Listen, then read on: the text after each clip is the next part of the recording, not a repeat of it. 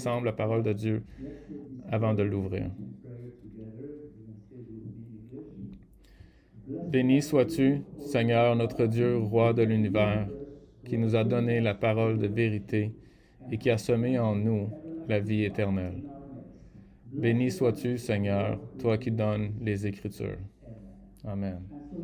Alors ouvrons notre Bible à Exode 25. Vous pouvez suivre à l'écran. Il s'agit d'une nouvelle section du livre concernant la construction du tabernacle, qui est un endroit très spécial où l'Éternel a dit qu'il habiterait avec l'homme. Après avoir donné la loi et après qu'Israël a accepté de servir, le Seigneur leur demande de construire le tabernacle qui deviendra plus tard le temple et où il sera avec eux, afin qu'il puisse aussi les former pour qu'ils puissent apporter la parole aux nations.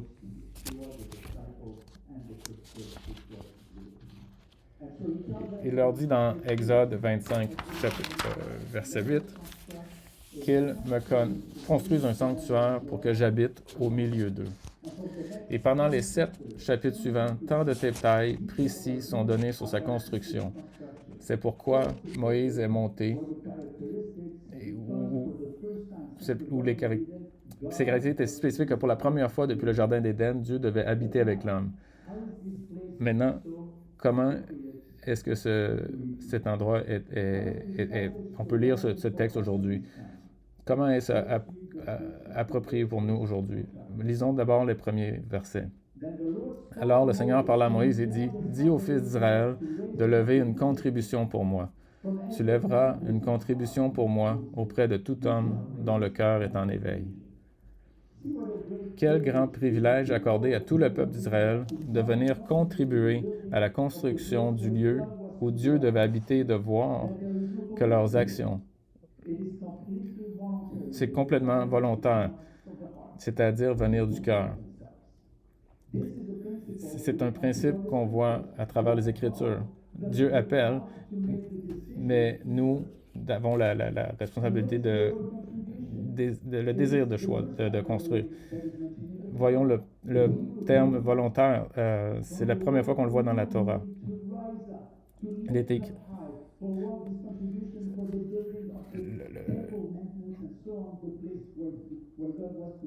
Où ce que Dieu devait...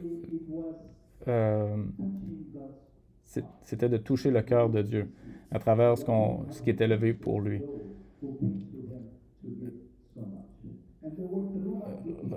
Excusez-moi, là, j'ai perdu le... ce mot terouma est devenu le nom d'une offrande appelée l'offrande de la gerbe. La gerbe étant ce qui est soulevé, c'est-à-dire le moment où l'Israélite prend sa contribution, sa dîme, et l'élève vers Dieu afin de l'offrir. Par exemple, au début de la récolte, pour reconnaître que les produits étaient un don de l'Éternel, il prenait le premier produit et le tenait en l'air, remerciait Dieu pour celui-ci et le lui offrait. Vous pouvez faire de même lorsque vous donnez vos offrandes. Une chose que je peux vous dire, c'est que Dieu est touché lorsque vous lui offrez votre dîme. Voyez comment il l'appelle au verset 2. Une contribution pour moi et ma contribution, parce que c'est la sienne. Plus tard, Israël a répondu à cet appel et les Israélites ont été si généreux que Moïse leur a dit de cesser de donner. Regardez au verset 6 et 7 du chapitre 36. Moïse donna un ordre et l'on fit circuler dans tout le camp une proclamation disant qu'aucun homme ni aucune femme ne fasse plus de travail pour les offrandes du sanctuaire.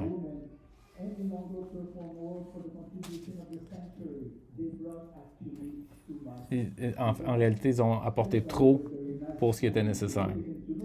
C'est bon à savoir parce qu'on se rappelle souvent des péchés d'Israël, mais la Bible est juste lorsqu'il s'agit de faire ressortir les bons côtés du peuple. Ici, au Beth-Ariel, bien que nous n'ayons pas encore atteint le point de donner un tel ordre, je tiens à vous dire que lorsque je lis ces 2 versets, cette congrégation et bon nombre des personnes qui nous suivent en ligne me viennent à l'esprit, car vous êtes également très généreux. Nous parlons très rarement de la dîme. Je veux profiter de cette occasion pour vous remercier de votre terouma.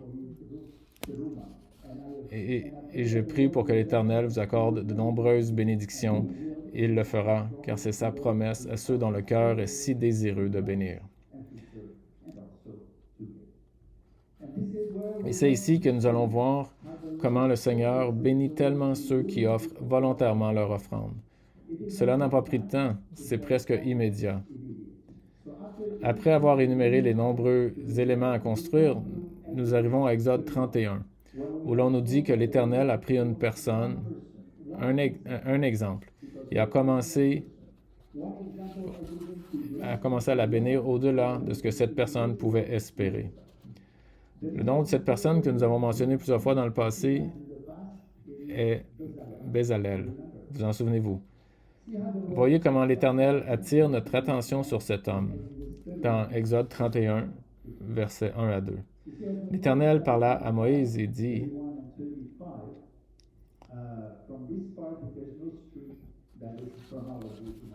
à partir de là, c'est pas chronologique. Voyez ce qu'il dit. L'Éternel parla à Moïse et dit, voici, j'ai appelé par son nom Bethsaleel, fils d'Uri, fils de Hur, de la tribu de Juda. Tout d'abord, le deuxième verset est une symphonie de lumière et de couleurs, comme c'était pour célébrer ceux qui venaient donner volontairement. Le nom Bézalel signifie l'ombre de Dieu ou sous la protection de l'Éternel. Le nom Uri signifie lumière, du nom or. Le nom Hur désigne le lin blanc, pur comme les rideaux de lin dans le lieu saint. Et le nom Juda signifie louange. Ainsi, nous avons cette personne qui est sous l'ombre de Dieu, comme une lumière brillante, qui est dotée de sainteté et qui loue Dieu. Ça décrit bien ceux qui répondent à l'appel de Dieu. Il est vrai que lorsque nous le faisons, nous marchons sous son ombre, tout en travaillant notre sanctification, et nous devenons ainsi une lumière pour les autres, et par tout cela, nous le louons et le glorifions. Et voyez maintenant ce qui se passe lorsqu'une personne donne son terouma en répondant à l'appel. Seulement au verset 3 de l'Exode 31. Il est écrit, je l'ai rempli, Bézalel. Voyez ce qu'il lui donne. L'Esprit de Dieu, en sagesse, en intelligence et en connaissance et en toutes sortes de travaux. Premièrement, il l'a rempli, comme on remplit une jarre d'eau. Le mot remplir est malé. De ce mot vient un autre mot, miloua, qui est le sertissage d'un bijou, comme lorsqu'un joaillier sertit une pierre précieuse dans une monture ouverte. Et la monture ouverte est l'individu, la pierre précieuse est ce dans quoi l'Éternel l'a serti. Ce mot est utilisé pour le sertissage des 12 pierres sur le pectoral du souverain sacrificateur. Et c'est ce qui est mis dans le cœur et l'esprit de l'individu. Donc, avec quoi, premièrement? Avec l'Esprit de Dieu, le roi Elohim. Le deuxièmement, avec sagesse. Troisièmement, la compréhension. Quatrièmement, la connaissance. Et cinquième, avec toutes sortes de savoir-faire. Voyez à quel point Dieu est généreux. Et bien plus encore si l'on reconnaît qui est doté de ces mêmes attributs dans la Bible. Ce sont des cadeaux divins et nous pouvons les reconnaître dans la prophétie messianique d'Isaïe 11. Voici ce que dit le verset en Christ lui-même. Ce qui dit exactement les mêmes choses. Voici ce que dit le verset. Je vais le lire d'après le verset 1 d'après le Targum écrit et un roi sortira des fils d'Ishai et le Messie sera élevé par les fils de ses fils. Et quels seraient ses attributs?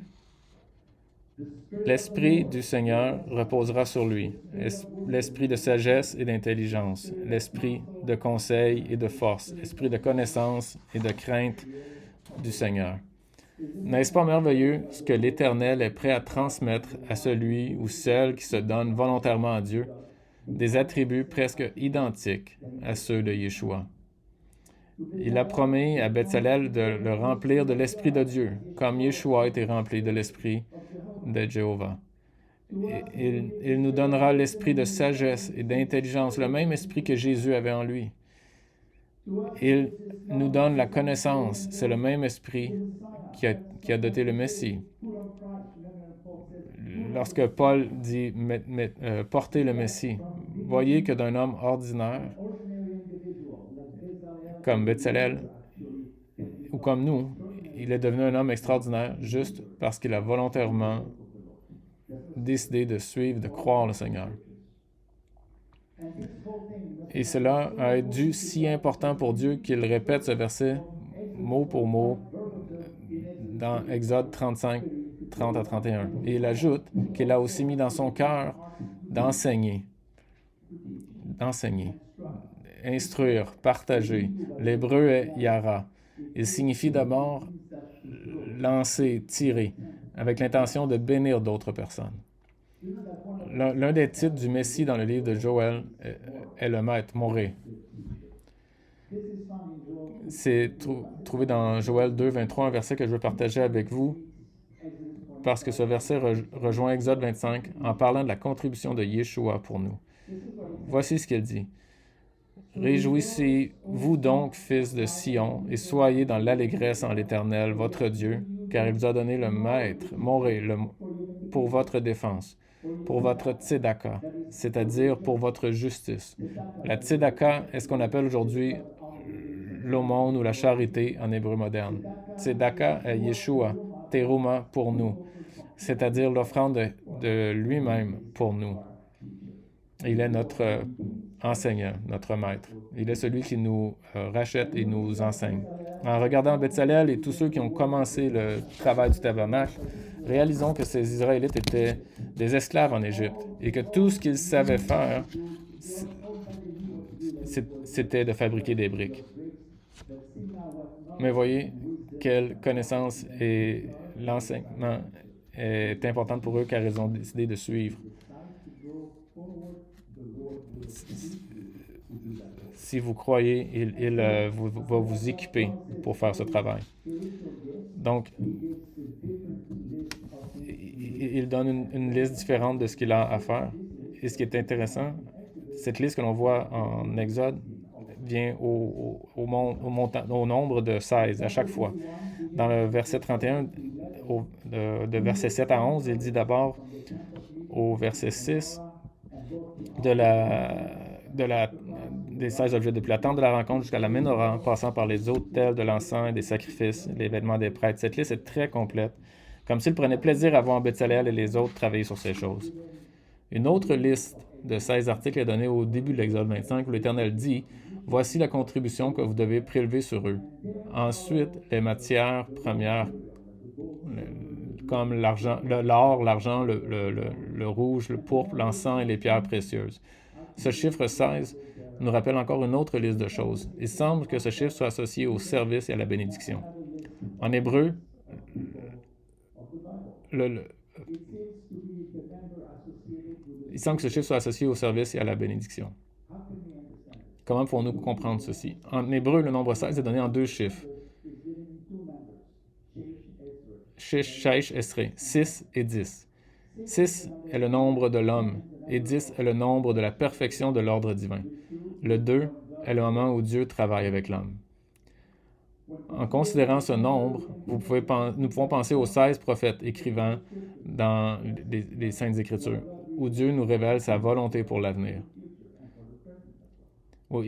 Et pour le présent. Nous pouvons penser aux 16 nations nommées dans Acte 2, qui sont venues à Jérusalem lors de la fête de Shavuot ou Pentecôte, et d'où sont sortis les croyants.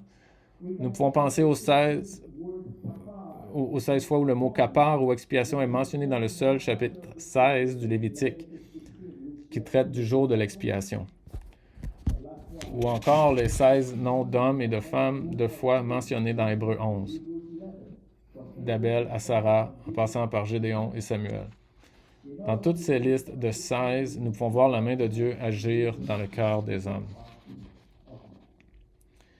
Et voyez que dans les choses à faire pour l'Éternel, ce ne sont pas seulement les prêtres ou les hommes qui sont invités, mais aussi les femmes. Dieu a tenu à les mentionner. Regardez dans le verset 22 du chapitre 35. Il est écrit « Ils vinrent, hommes et femmes, tous ceux qui avaient un cœur bien disposé. »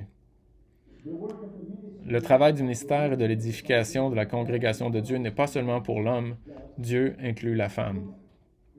Rappelons-nous que la loi mosaïque avait un objectif spécifique, profondément ancré dans son thème, l'émancipation de la femme qui a été et est encore opprimée par de nombreuses religions, même par celles qui prétendent être fondées sur la Bible. Et cela se reflète dans de nombreuses parties de la Bible. Que serait Israël sans Déborah ou Esther? Lorsque le Messie est venu sur terre, il a été soutenu par la grande foi de Marie et d'Élisabeth et par la grande foi de Marie-Madeleine à qui il a fait un si grand cadeau lorsqu'il lui est apparu pour la première fois lors de la résurrection. Pensez à Lydie, par qui l'Europe s'est ouverte, et à Priscilla, qui a enseigné à Apollos.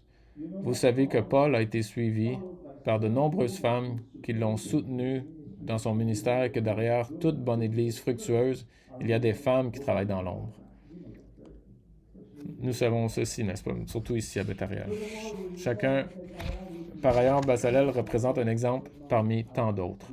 Nous pouvons penser à Jacob, nous pouvons penser à Daniel, qui sont tous désirés servir le Seigneur.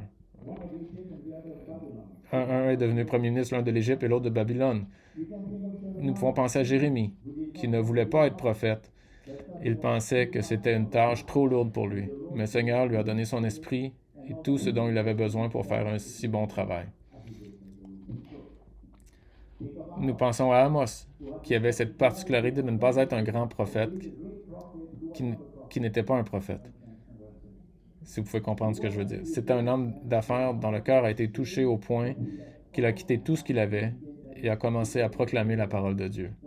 Lorsqu'on lui a demandé qui il était, il a répondu « Je ne suis pas fils de prophète », ce qui signifie qu'il n'a jamais étudié ou qu'il n'a pas été équipé par les hommes pour être prophète.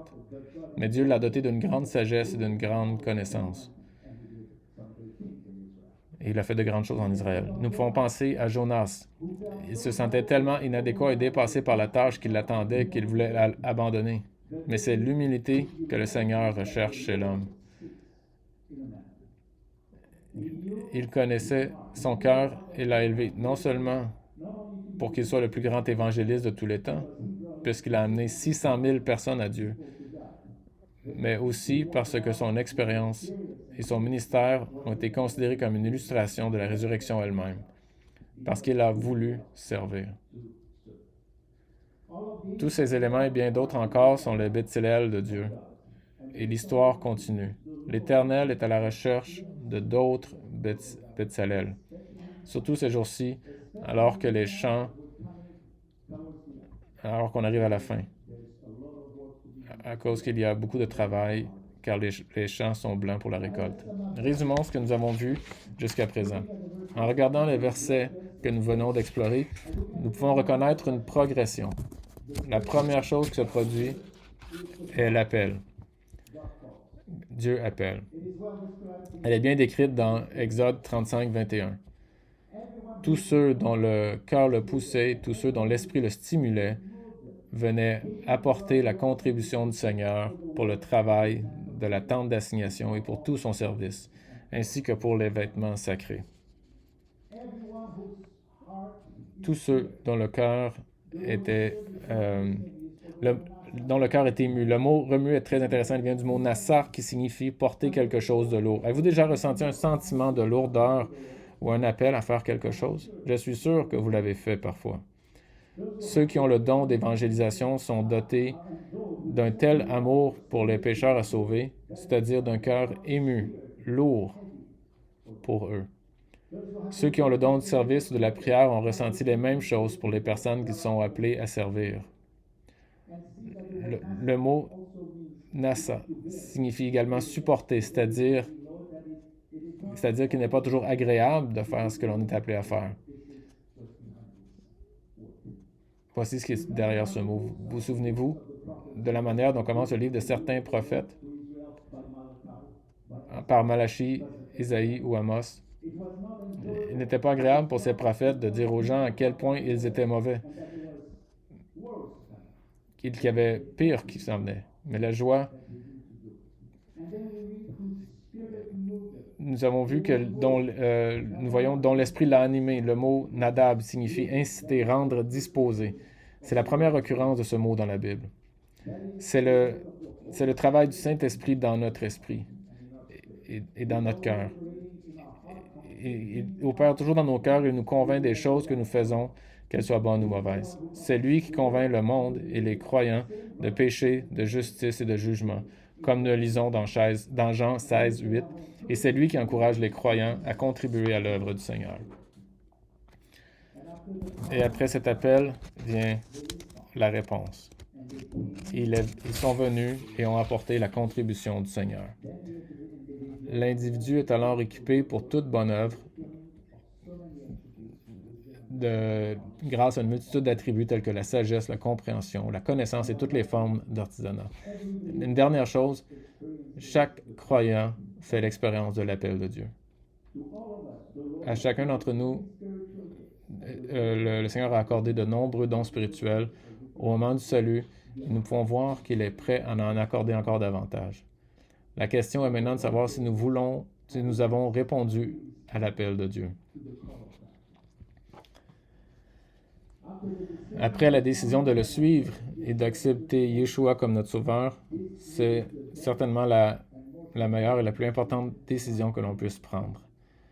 Ce n'est pas toujours facile de dire oui, c'est souvent effrayant, mais je n'ai jamais rencontré quelqu'un que Dieu a appelé qui a ensuite regretté de faire son travail.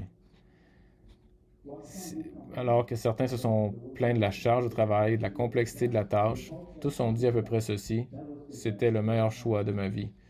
Ou alors, je ne changerai rien. Car la chose la plus gratifiante à faire dans cette vie, c'est de servir le Seigneur. C'est là que commence la description du lieu du Seigneur, que nous entrons dans le monde du tabernacle et que nous recevons une autre bénédiction puissante. Nous ne ferons pas verset par verset, ce serait beaucoup trop long, mais en lisant ces chapitres, on se demande pourquoi il y a tant de détails et de mesures. Comment chacun d'entre eux pouvait-il faire partie du verset de 2 Timothée 3,16 qui dit « Toute écriture est inspirée par Dieu et utile pour enseigner, pour convaincre, pour corriger et pour former à la justice. » Comment la multitude de ces détails, de ces mesures est là pour nous Premièrement, la multitude de caractéristiques est là pour nous rappeler que le ciel est réel, car ce tabernacle a été donné comme modèle du ciel. Dans le Nouveau Testament, nous rappelle ce fait en Hébreux 8, 4 à 5, où nous lisons que, comme Moïse en a été divinement instruit lorsqu'il était sur le point de construire le tabernacle, il lui dit en effet, « Veille à faire toutes choses d'après le modèle qui t'a été montré sur la montagne. » Et ce modèle donné à Moïse semble si important qu'il est répété 3 fois dans Exode. Et non seulement dans le livre d'Exode, mais aussi une fois dans le livre des Nombres, dans le chapitre 8, et même dans Actes, chapitre 7, lorsque Étienne le mentionne. 6 fois dans l'ensemble des Écritures. Pour rappeler qu'il y a une vie qui vient après. Et à ceci, nous pouvons ajouter à cela le livre de l'Apocalypse, où nous pouvons voir l'autel d'airain et l'autel de l'encens, en Apocalypse 6 et 8. Nous pouvons également voir la Ménorah, au chapitre 8, le bassin, et même de nombreux chérubins, et bien d'autres choses encore. Ce tabernacle est donc un encouragement qui nourrira et augmentera notre anticipation de l'ici après pour l'éternité. Deuxièmement, ces nombreux détails ont un point commun. Ils nous rappellent qu'aucun homme ne peut s'approcher de Dieu n'importe où et à n'importe quel moment, si ce n'est de la manière dont Dieu l'a ordonné. Aussi beau que soit le tabernacle, nous apprenons qu'une fois achevé, l'accès à celui-ci était extraordinairement difficile, voire impossible pour la grande majorité des gens. Nous apprenons dans le livre des Nombres 2 et 3 comment les 600 000 soldats des 12 tribus d'Israël ont entouré et protégé cette structure alors que le peuple se trouvait à environ 1 km du tabernacle. Nous voyons ensuite qu'un autre groupe de 8580 Lévites forme une autre défense autour de la tente. sans compter les prêtres, les fils d'Aaron, qui se tiennent à l'entrée de la tente.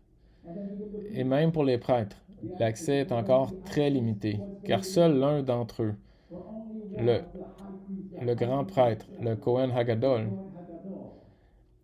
et seulement une fois par an, pouvait entrer dans le Saint des Saints, une petite pièce au fond du tabernacle, où reposait l'Arche d'Alliance. Jusque-là, c'est pas très encourageant, à moins qu'on pense à Yeshua. Il y a une autre chose que le tabernacle nous montre, une chose qui s'avère être le message principal. Le tabernacle, ou le temple dans tous ses détails, représente le Messie d'Israël, Jésus-Christ lui-même. Il est présent dans chaque élément, chaque tissu, des couleurs au type de métaux, en passant par chacun des 7 meubles et surtout les sacrifices. C'est le but de tous ces chapitres concernant le tabernacle. Cette information est si importante que le tabernacle est le centre du cœur de la loi mosaïque, car un tiers de la loi dépend du tabernacle. Et sans lui, la loi mosaïque est inopérante. C'est pourquoi les religieux d'aujourd'hui veulent reconstruire le temple et ils le feront. Quelque chose qui va arriver très bientôt. Pour conclure, examinons brièvement quelques-uns des 16 matériaux nécessaires à sa construction et voyons comment Yeshua en émerge. Commençant par Exode 25, 3 à 4. Voici la contribution que vous prélèverez sur eux: or, argent et bronze, étoffe bleue, pourpre et écarlate, fin lin, poil de chèvre. Il suffit de considérer les 4 couleurs principales du temple: bleu, violet, rouge et blanc. Le blanc est la couleur qui entoure le tabernacle lui-même tout autour. Le blanc est la couleur de la sainteté et de la pureté, car c'est ce qui ressort du temple, car c'est là que Dieu réside. C'est la première couleur prédominante que quelqu'un verra de loin. Le blanc, car personne, ce qui signifie la sainteté, car personne ne peut voir le Seigneur sans sainteté. Et Yeshua est le seul à pouvoir nous rendre justes. Tzadik, blanc aux yeux de Dieu. Regardez les 3 autres couleurs, bleu, violet et rouge. C'est la couleur de la porte unique du tabernacle, brodée d'une ligne blanche. Mais voyez que si l'on mélange la couleur bleue avec le rouge, cela nous rappelle la nature du Messie.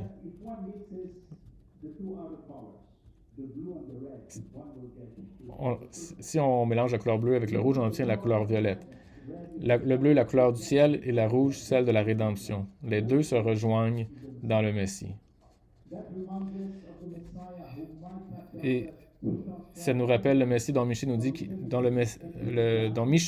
vient de l'éternité et qu'il est descendu ici dans un corps d'homme. Et le plus extraordinaire, c'est que la Bible ne met jamais la couleur bleue et la couleur rouge ensemble. Le violet est toujours entre les deux.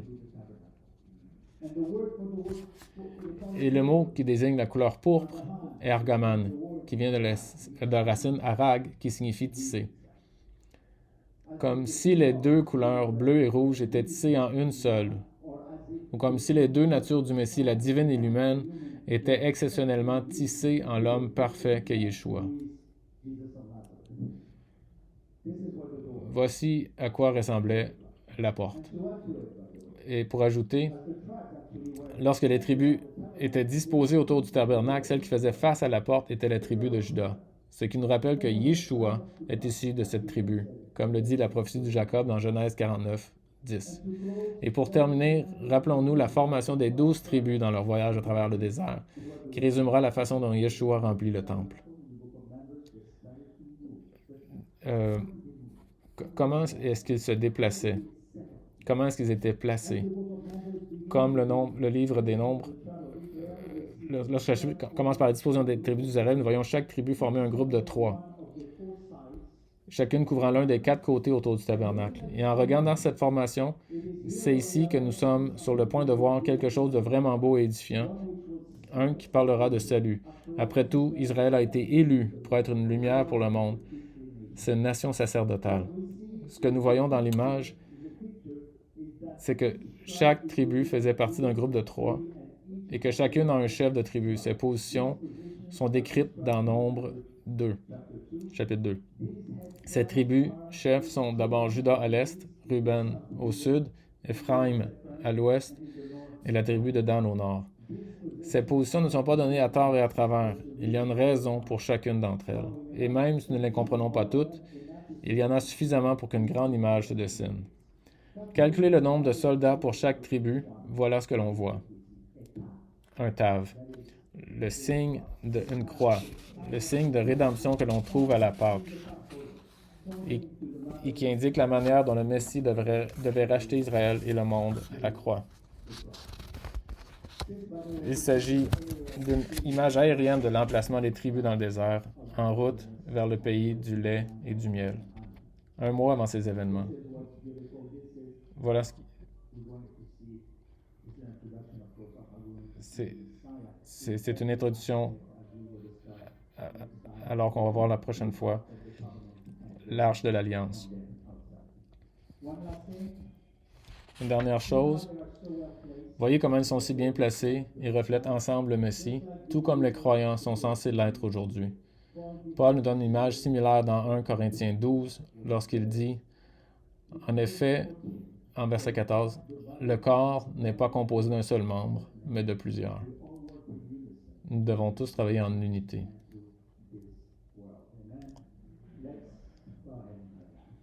Prions. Prions une partie de cette ancienne prière, le Kaddish, que l'on prie habituellement.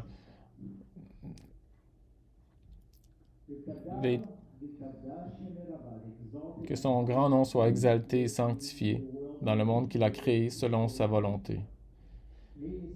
Qu'il établisse son royaume de notre vivant et de nos jours, et du vivant de toute la famille du corps du Messie, que son grand nom soit béni pour toujours et pour l'éternité. Ce matin, Seigneur, nous te remercions pour ces mots puissants que nous trouvons dans tes 7 fêtes. Nous te louons et te glorifions car tu es le Dieu insondable, au-delà de la compréhension de tout être créé. Nous te remercions pour ton esprit de lumière qui habite en chaque croyant, afin que nous puissions te connaître, toi le vrai Dieu, et connaître Yeshua, HaMashiach, que tu as envoyé. Aujourd'hui, nous prions.